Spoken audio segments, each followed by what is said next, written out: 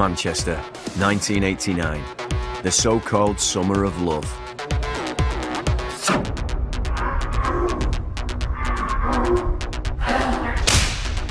Three notoriously violent brothers have taken control of the doors to the city's clubs, including the legendary Hacienda, giving them a stranglehold over the drugs trade.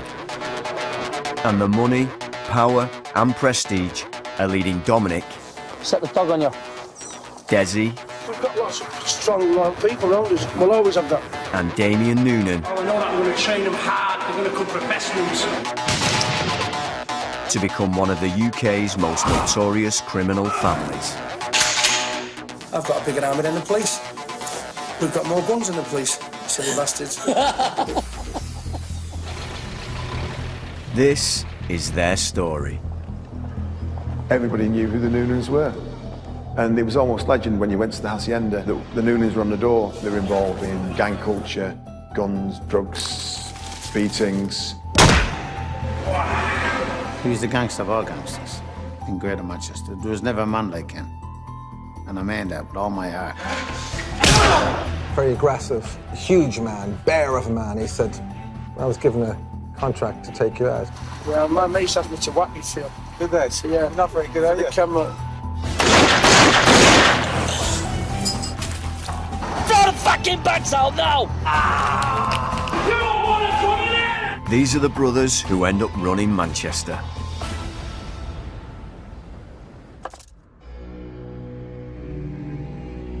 The Noonan children grow up in poverty in the 60s and 70s in South Manchester.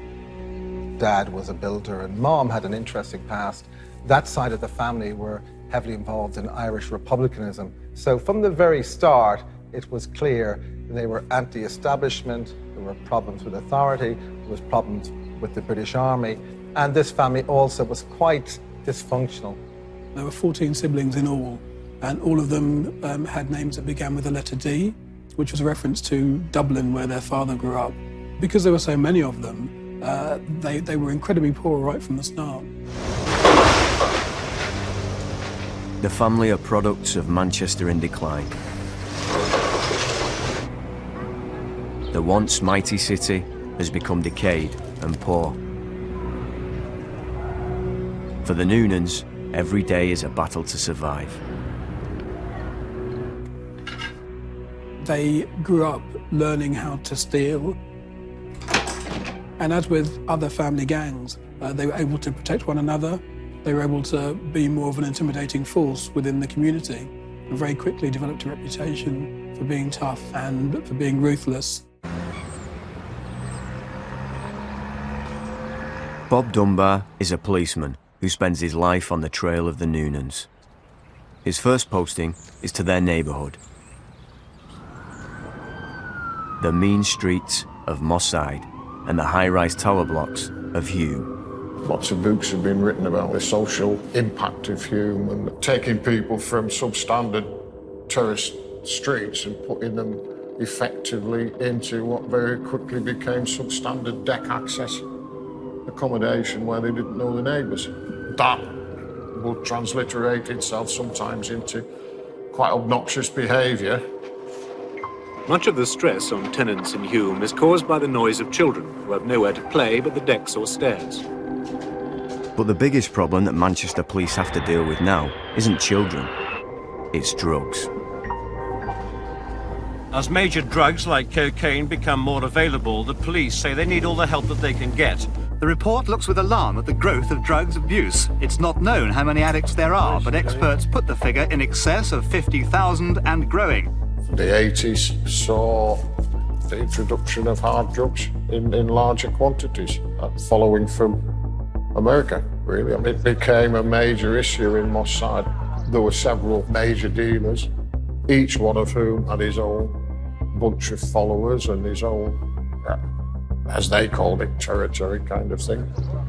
In a very small part of Manchester, the drug scene was massive. Into this melting pot come the Noonans. The three brothers, Damien, Desi and Dominic, are taking their first steps into a life of crime. and they start with armed robbery.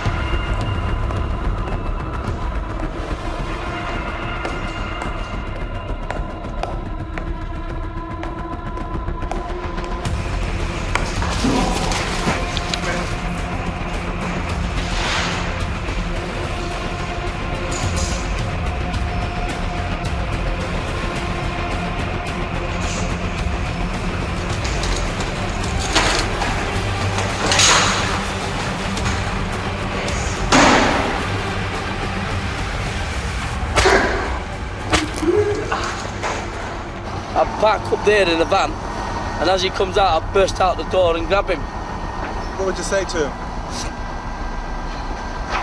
Follow me, over here now. You, open the fucking door, throw the bags out now, start throwing them out. Quick. You wanna do it? Throw the fucking bags out now! Gets it! The Noonans were synonymous with violence. It was the family business. They were physically powerful, displayed very little fear. They had no fear of the authorities. They had no fear of prison, and they weren't afraid to be violent. These were a sophisticated group of criminals, and they were more fully informed than the police officers or indeed the banks. They were sharp, they were smart. Yes, they got convicted for a number of them, but they made their reputation. They probably stole from cash-carrying vans at least 5 or 6 million. That's what the family told me. Extraordinary sums. But police say they're suffering from shock. Not all the bags in the van contained cash, and some were left behind. But it's believed the robbers knew what they were looking for. But the future for the Noonans lies away from armed robbery.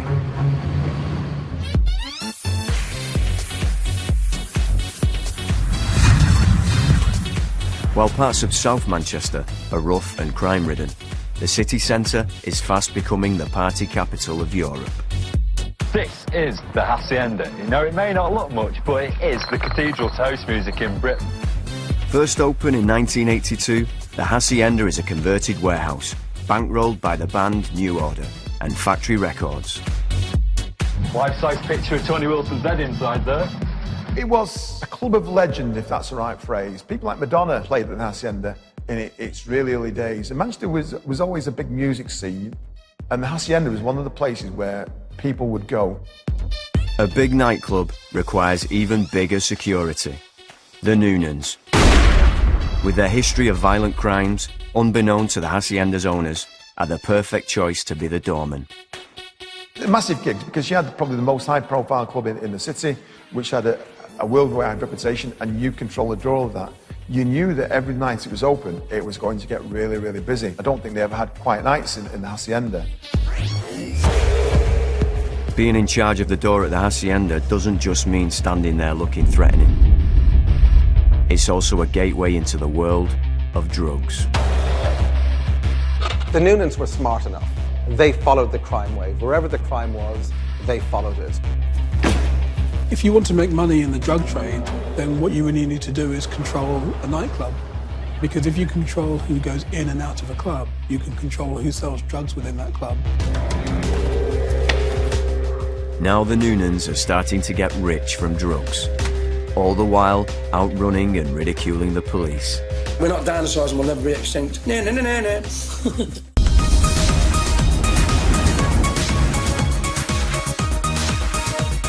Manchester's super club, the Hacienda. While the people on the floor are dancing, the men on the door, the Noonan brothers, are making money from running the club's drug trade. They had pretty much control of the drug scene in Manchester. They could supply drugs pretty much at liberty with a huge degree of security because of the way, you know, the club scene worked. They were violent. Their socials were violent. But by the same token, it was all to further, their business, to get the drugs into the club, to sell the drugs, and make a fortune doing so. The Noonans are starting to build up their narco empire, a far cry from their days as armed robbers. You've got a couple of kilos of cocaine which you can carry in a bag. You can make more money from selling that than you could from committing an armed robbery, and you've got more chance of getting away with it than you have if you've gone out in the street and you've worn a mask and left DNA and you've got witnesses everywhere and you've got a burned out vehicle. Nobody benefited more from the hacienda than the Noonans. That was such a lucrative business that other drug dealers tried to get their hand in on the business. They were making £50,000 a night from the hacienda at the height of the hacienda. The three Noonan brothers, Damien, Desi and Dominic, are settling into their natural roles at the top of the criminal organisation. Damien was the UN peacekeeper in gangland in Manchester and elsewhere. Desmond, he was a hitman, enforcer. He was radical, he was political, he was dangerous. And there was Dominic, and he was charismatic, comedic, bright, sharp, smart, provocative, and entrepreneurial. Damien is emerging as the most level-headed of the three brothers. Today, just keep on training. Keep your voice. Stephen French is a former gangster, once known as the Devil. Damien was what you call an old-style villain, a peacekeeper, keeping order and a regularness, you're right, to underworld activities. Something that's missing in today's generation of people that are involved in that lifestyle. It was more like a social policeman, also giving back to the community, and that's what he was very well respected for. Come on, it's a no cafeteria! Come on! Oh, man! Let me down! Oh, I know that we're going to train them hard. They're going to become professionals. Professionals. Keep training, Neil. Let's see you do a bit as well, son. Paddy Doherty, a former bare-knuckle fighter, is hanging out with Damien Noonan. I met Damien years ago. A gentleman, good-looking man, fine man, big man. But a gentleman, but ruthless. When I say ruthless, he had the good side and he had the bad side, which we've all got that. To my eyes, he was a thoroughbred gangster. The best of the best. You can't get any better. He's a very peaceable, charismatic man. But they all knew if you didn't abide by the rules after the negotiations, then blood would be spilt and someone would pay. Damien has a terrifying reputation. Damien's big brother Desi can be even more menacing. When I first met Desmond, he came up very aggressive and, swagger, and huge man, bear of a man. He said, I was given a contract to take you out. And I said, oh, were you? Yeah, £50,000. And I said, well, you weren't very good then. Well, my mates asked me to whack me for. Did they? So, yeah. You're not very good, are you? Camera.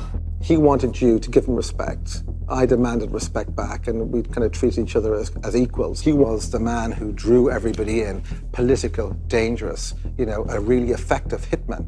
We know lots of hitmen, but most of them are in jail after 1 or 2 hits. I'm down to 25 murders. Well, a load of bollocks, innit? 24, wasn't it? No, I didn't do 24. And what you call it?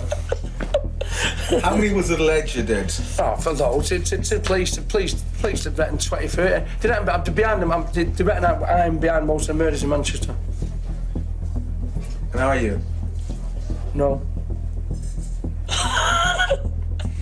The first thing you felt when you met Desi was quite scared, really. You felt that if he, if a cloud came over the sun, that his mood would change and he'd just be a completely different person than one that you wanted to run from. He was very good at being the ultimate bouncer, in that he had that way of detaching his emotions from his physicality, so he could look at you with these cold, dead eyes and say, you're not coming in my club, and you'd know that you weren't going to argue about that. By the late 1980s, the Hacienda is the most popular night spot in Manchester. But the club is also having problems with gangs and fights. And I see a lot of clubs not even have bouncers on the door, right? And I'm thinking, well, we've got 25 at the Hacienda, we've 15 Alsatians. I don't know, it's just part of Manchester, but maybe that's what gave it its specialty. People would come here and they'd be scared to death and excited at the same time, and it gave it an edge. The Hacienda had an edge that no other club will ever have. The Noonans were running the Hacienda and starting to make a lot of money out of the drug trade there. And lots of other people came along to try and challenge them, especially to try and get their own dealers inside the Hacienda.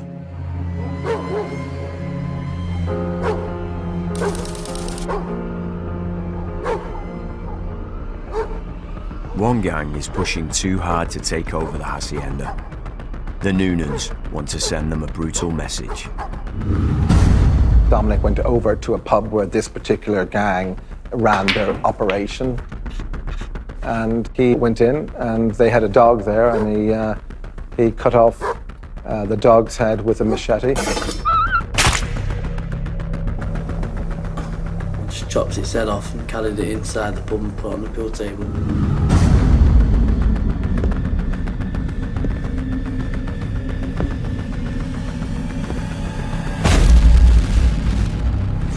More or less told them and asked them to stay away from the Hacienda, or the next time it'd be a human head. And they never came back. It's a ruthless statement of intent. Lots of other people came along to try and challenge them.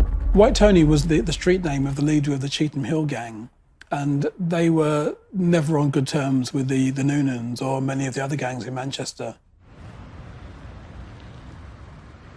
What happened to White Tony was that there was an argument between the Noonans over the proceeds of a crime that had been done, a security van that had netted them around £360,000, and the way that that cash had been divided up. White Tony was driving past the Penny Black pub in Cheetham Hill and was flagged down into a car park. A taxi pulled in behind White Tony's car.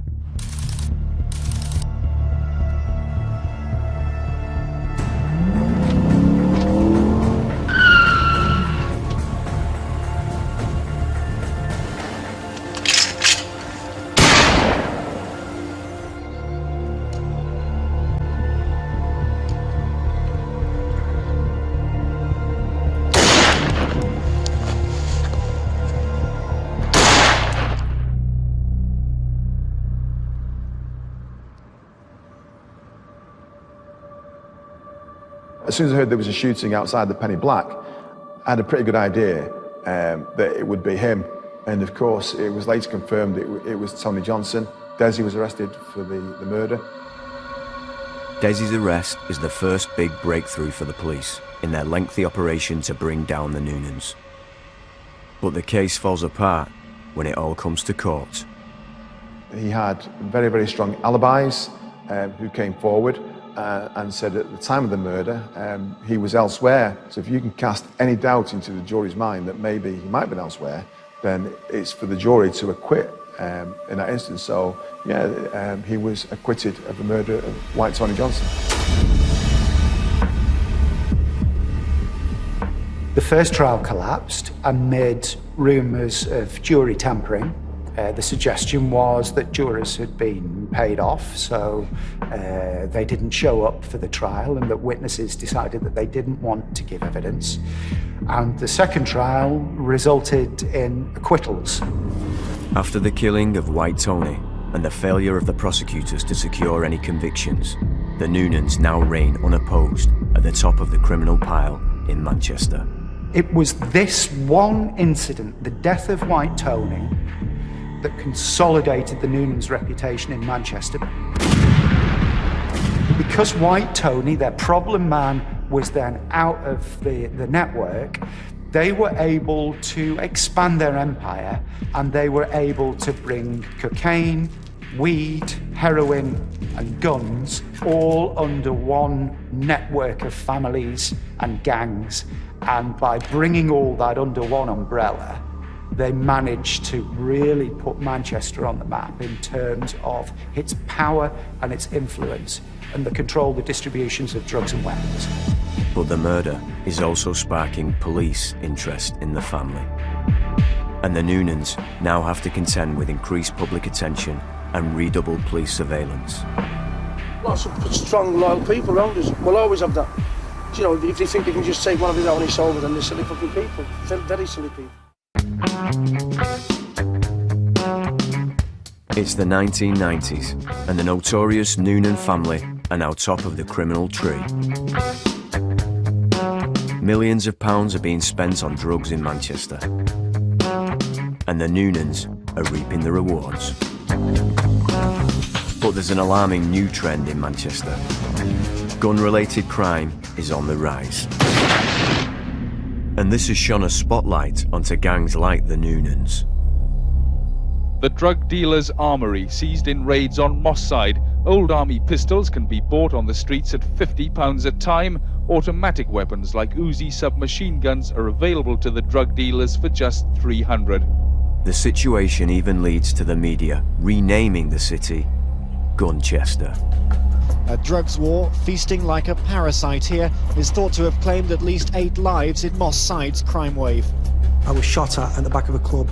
Oh, as a result of that, I used to wear a bulletproof vest. I don't care if it was a wine bar, I don't care if it was a posh joint, I'd wear a bulletproof vest. Manchester's a very vibrant city. People see the shops, people see the football, like Manchester United, Manchester City, but the city has and always will have a violent underbelly. Most people here on Moss Side have never seen a gun, but in the twisted logic of the drug-dealing gangs who claim this area as their own, violence means respect. After the high-profile killing of rival gang leader White Tony Johnson, the Noonans have been singled out as targets by the police.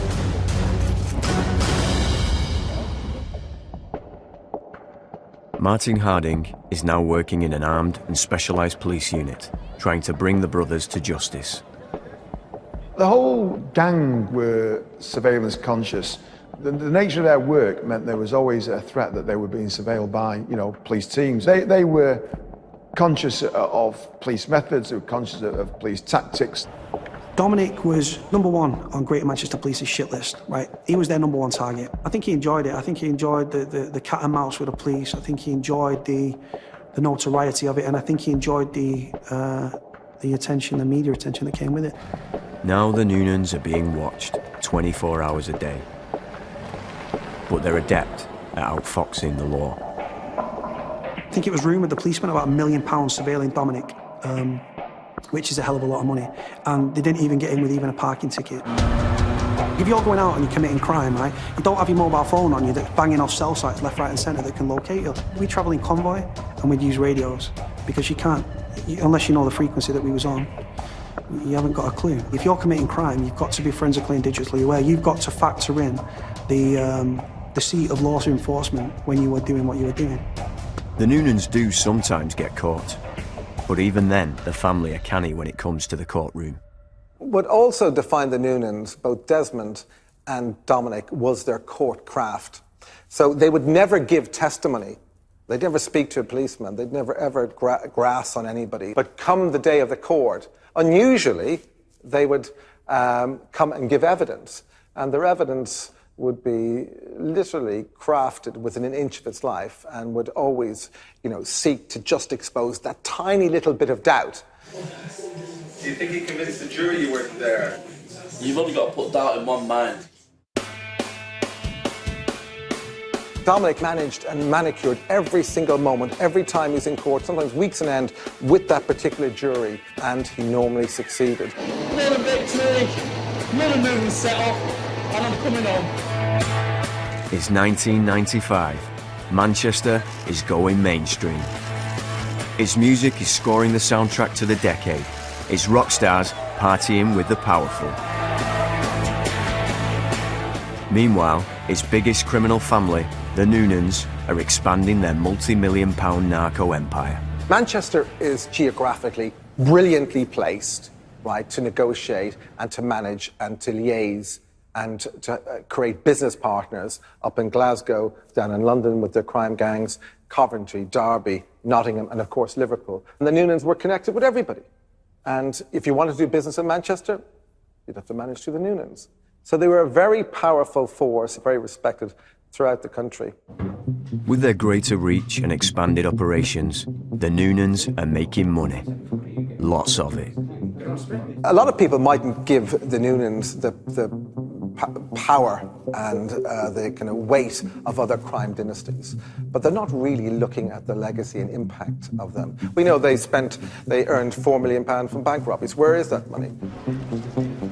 People say, when telecommunications and mobile phones were hitting out, they've invested in a number of very small telecom companies, which have now blossomed and bloomed into stock exchange companies worth up to 100 million last time I looked.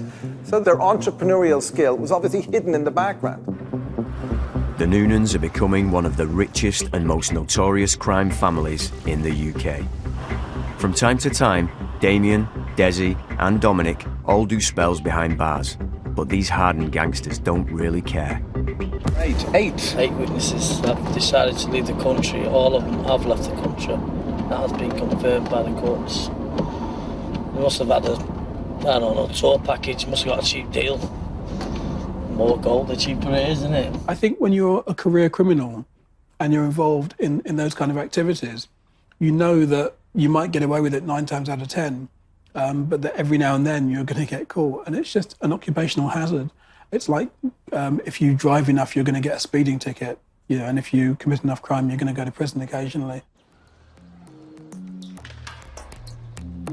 Out of prison, the Noonans set themselves up as community leaders in South Manchester.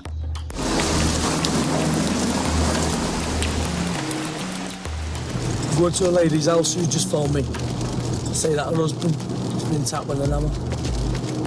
And the guy who's done it has also threatened to burn the house down with the kids in it. This one. Dominic Noonan in particular was very much seen as a Robin Hood figure within the community. I think they had all taken lessons from the likes of Pablo Escobar, where you realise that you can be a very successful gangster and make a lot of money, and if you put some of the money you're making back into the community, then that community will protect you to a degree. Getting threatened to torch the house with the kids. What do you want me to do? I don't know, have a word or... I'll just basically tell them to stay away. Yeah. Dominic was contacted to be like a sort of community policing, if you will. He'd turn up, he'd mediate between people, he tried to sort people's problems out, and it went a long way within the community. He didn't want paying for his time, he was happy with a cooked breakfast. He loves his food, he loved his food, he loved his breakfast, so it'd go a long way with him because he understands that money's tight on the estates. They started their own community police station. They put up a sign, they hired the building, and they offering security policing to the community. They offered safes, they held passports, they offered cash-carrying facilities. They collected money from pubs and they brought it to other pubs and to banks. Building cages here. One man will remain in the back of the van. One man gets out. We'll lift up the shutters, drop the money in or out, put it down. We're offering a cheaper service because I think security car and Group 4 are too expensive.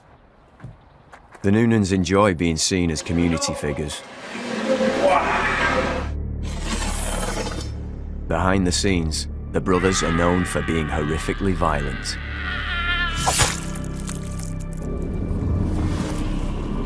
Dominic has spent over half his life behind bars, while Desi once batters 2 brothers so badly at the hacienda that one witness describes him as acting like a psycho. I'm a Catholic. I don't believe in life for a life. I don't believe in taking life.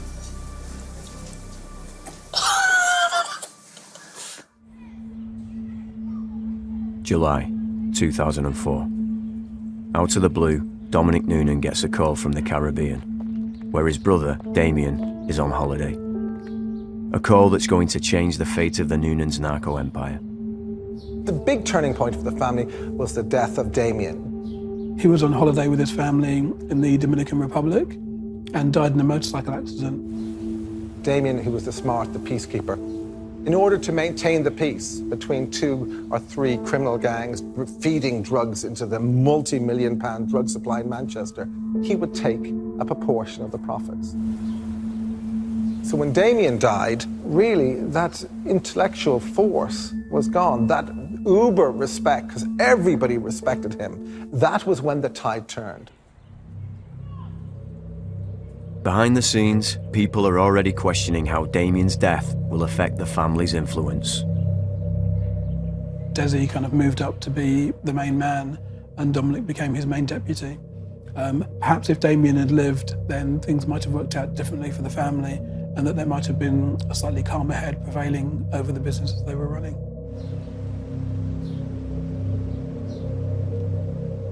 The minute he got buried, the minute he went down in the Lattlay, God rest his soul, it changed automatic.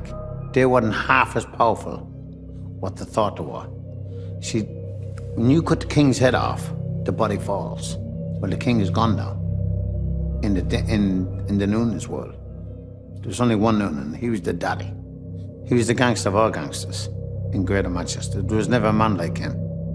And I mean that with all my heart. And Desi pulled his name down. That was his downfall. You know what I mean now? Desmond Desi Noonan now becomes the head of the family. But there's a problem. Desi has been flouting one of the cardinal rules of being a drug dealer. Don't get high on your own supply. Totally gone off the rails. He's on drugs. It's a shame, really. He has such a big name. His name's shit. He'd already showed a propensity for drink, and he slipped into a crack cocaine and alcohol addiction that left a very violent man quite unstable. In fact, at one stage, his brother Dominic put the word out that anyone who sold Desi crack cocaine would be taken out into the street and beaten. So nobody would deal their crack to Desi, but if Desi found out that you might be selling crack cocaine or heroin, then he would go around to your house, he would kick your door in, and you would give him all your money and all your drugs. In just a few turbulent months, the Noonan family has changed from a prosperous and professional organisation to a chaotic crew run by a drug addict. But there is an event that will propel the Noonans into even more turmoil. A killing that will tear the family apart and send shockwaves through the streets of Manchester. He's finished. He knows he's finished. That's just life.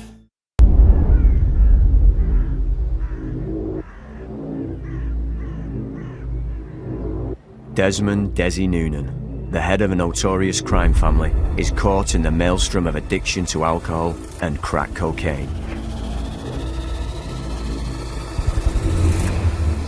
The gangster boss is so desperate for a fix that he disappears in South Manchester in search of his favourite drug. Desi had been on an all-day drinking binge. He'd left his pub over in Northern Dun. There had been karaoke on that evening, and he'd had a skinful, and he wanted some rock. Desi's frantic search for crack cocaine leads into the house of a dealer, Derek McDuffus.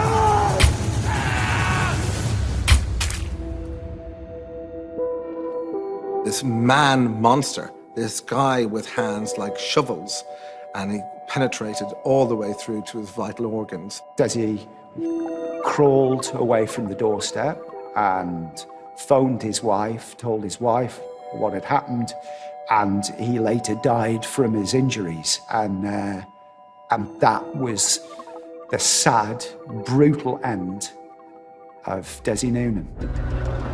Late on Friday night, police and paramedics were called to Merseybank Avenue in Charlton, where they found Desmond Noonan lying with 2 stab wounds to his abdomen. He'd been trying to buy crack cocaine from Derek McDuffus when McDuffus stabbed him. Desi Noonan's dead. McDuffus will spend the rest of his, or I should say, a great deal the better part of his life behind bars. I went to the scene where it happened. Within minutes I found out who'd done it. His history. He's finished, he knows he's finished. That's just life.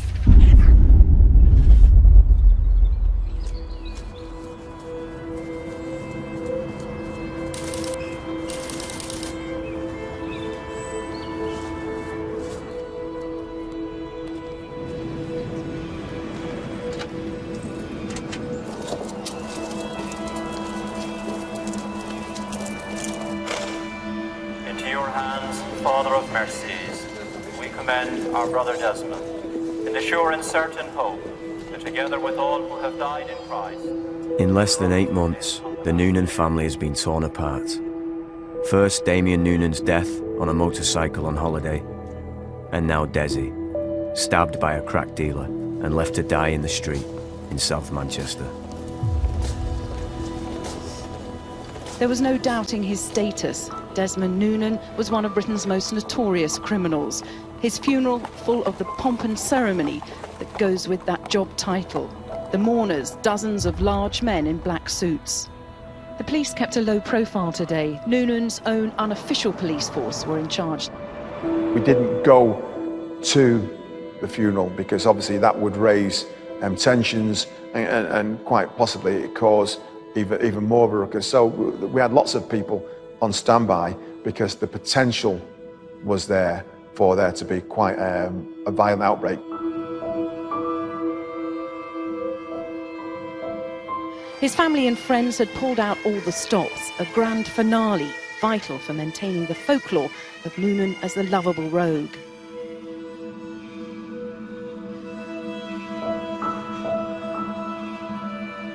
Dominic was not of the same ilk as Desi and Damien. He didn't have the same physique, he didn't have the same reputation for violence, and Dominic seemed to trade more on the family name than you know, what he could do himself. So when Desi and Damien were no longer there, the family lost a lot of its power, a lot of its presence. And may Almighty God bless you, the Father, and the Son, and the Holy Spirit. Amen.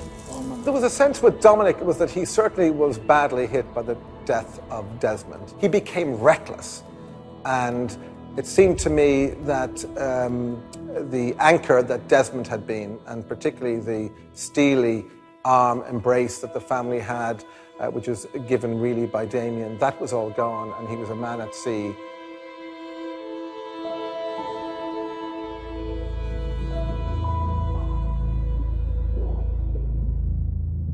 For several years, a dark secret about Dominic Noonan has been swirling around the community in South Manchester.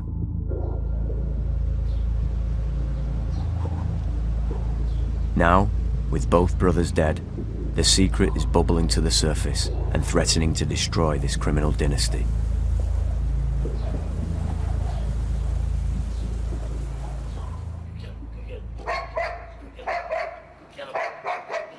Dominic is still trying to carry on as normal, running the Noonans' drugs and nightclub security empire. Paddy, I'm under a lot of stress, yeah? All right then. Not as much as me, Paddy. You're not expecting 20 years next week, are you? Hey, right then. Fucking prick.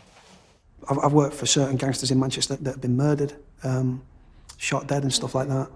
I'm just fascinated by the person, to be honest with you. He's very interesting, he's very colourful, he's lived a very colourful life. He's got an aura around him that is very fun-loving, he's very, like, his one-liners are second to none. He's got a very good sense of humour. Probably, yeah, it's the jury. I want to know where the payment is. Hello? Strict, I'd say strict. He likes us in suits and stuff like that to carry ourselves a certain way. Hey, you're pissing me off. Move out of the way, will you? Just keep your fucking noise down, or you'll be moving. Shut up. Shut up, I'll send someone out, I'll beat you up in a minute. Dominic was fully aware at this stage of people's view of crime families and the mafia, and he stole these stories. He stole his ill-fitting Italian clothes. He stole his swagger, often from the movies that they watched. It was a mix between Get Carter and The Godfather, and that's what Dominic thought of himself as, and that's how they acted, and that's how sometimes people perceive them. This is the undercover unit. After his brother's deaths, Dominic Noonan is reveling in his role as celebrity gangster. He continues to go in and out of prison for a variety of crimes, but the dark secret that follows him is refusing to go away. The Noonans became so weak, and Dominic himself became so weak, that eventually, he couldn't hold back the this kind of weight of allegations. In 2018, the secret at the heart of the Noonan family is finally brought out into the open. Manchester police charge and successfully prosecute Dominic for being a predatory sexual offender. Dominic is convicted of 13 sex offences and jailed for 11 years. The difference between Dominic Noonan and lots of other sex offenders is that rather than the threat of humiliation or embarrassment about going to the police, is that there was a genuine fear if you went to the police you'd end up dead, and that was the threat I'm sure Dominic gave out.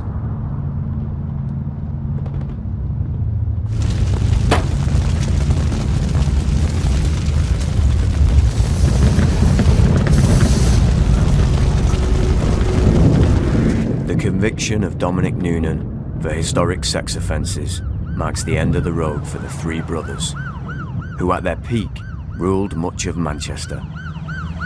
A turbulent dynasty, the likes of which we are unlikely to see again.